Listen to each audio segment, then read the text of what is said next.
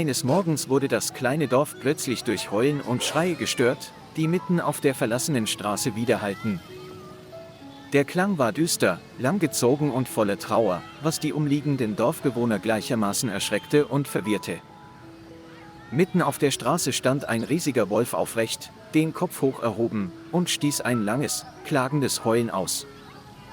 In der Stille des Dorfes überkam einen gutherzigen Mann ein seltsames Unbehagen. Das Tier schien keinerlei Absicht zu haben, Menschen zu verletzen oder anzugreifen.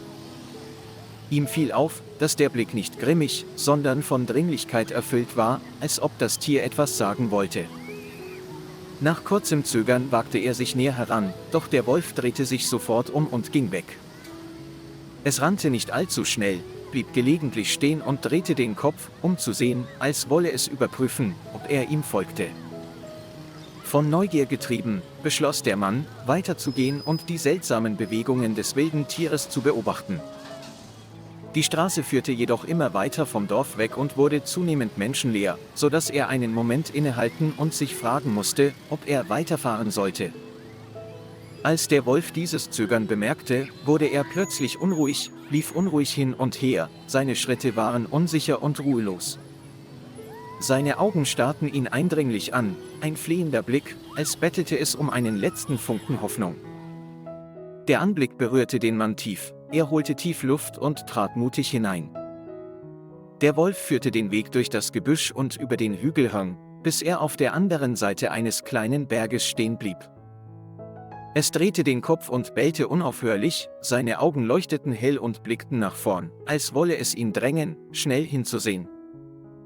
Der Mann war fassungslos, als er ein Wolfsjunges unter der einstürzenden Erde begraben sah, von dem nur noch die Hälfte seines Körpers sichtbar war. Das kleine, schwache Tier mühte sich ab, seine Vorderbeine waren zerkratzt, es versuchte zu graben, aber vergeblich. In diesem Moment begriff er alles, es stellte sich heraus, dass die Wölfin das Risiko eingegangen war, ins Dorf zu gehen, nur um Hilfe zu suchen.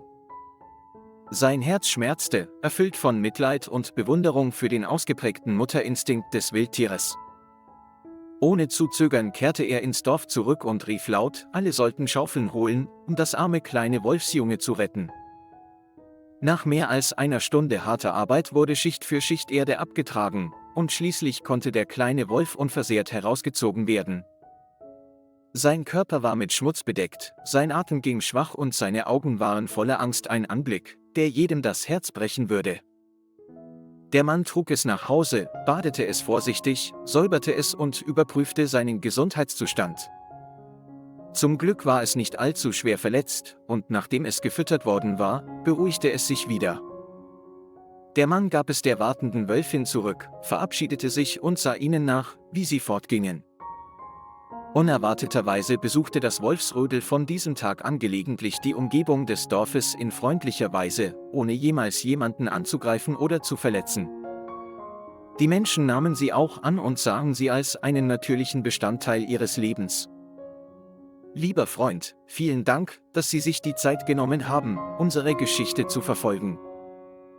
Wenn Ihnen das gefallen hat, vergessen Sie nicht, ein Like dazulassen und den Kanal zu abonnieren, damit Sie die nächsten Folgen nicht verpassen.